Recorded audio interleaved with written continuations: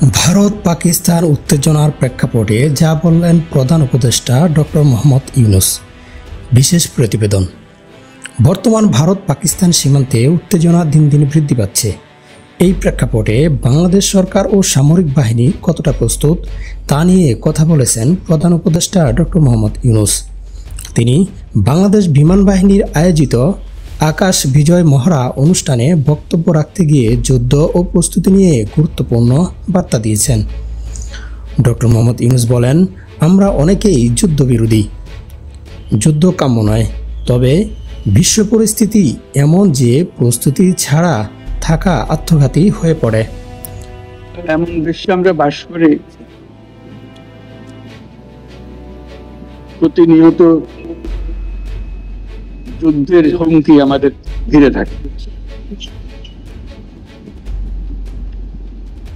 তো সেখানে প্রস্তুতি না নিয়ে থাকা এটা অসম্ভব।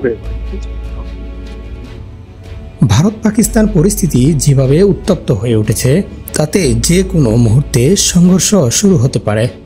এই প্রেক্ষাপটে প্রস্তুতির কোনো বিকল্প নেই, আধাআধি প্রস্তুতির কোনো জায়গা নেই, জয়ই একমাত্র বিকল্প। অর্থনীতি ও যুদ্ধ ব্যয় নিয়ে উদ্বেগ প্রকাশ করে তিনি বলেন, বাংলাদেশের অর্থনীতি এমনিতেই দুর্বল। পূর্ববর্তী সরকারের দুর্নীতি ও লুটপাটের কারণে অবস্থা আরও নাজুক। এই প্রেক্ষাপটে আমাদের স্ট্র্যাটেজি হওয়া উচিত শান্তির দিকে হাত বাড়িয়ে রাখা, কিন্তু যুদ্ধের জন্য সর্বোচ্চ প্রস্তুত থাকা। বিমান বাহিনীর মহড়া নিয়ে তিনি বলেন, আজকের মহড়া দেখে বুক ভরে গেছে। সিনেমায় দেখা দৃশ্য বাস্তবে দেখে গর্বিত হয়েছি।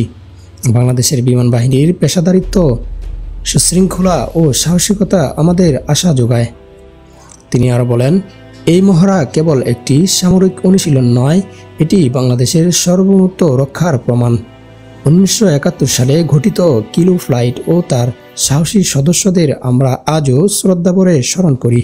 প্রযুক্তির অগ্রগতির প্রসঙ্গে তুলে ধরে বলেন, বিমান বাহিনী এখন দেশীয় প্রযুক্তিতেই তৈরি করছে ইউএভি ও বেসিক ট্রেনার বিমান। ভবিষ্যতে অত্যাধুনিক যুদ্ধ বিমান, হেলিকপ্টার, রাডার ও সারফেস টু এয়ার সারফেস যুক্ত করার পরিকল্পনা রয়েছে।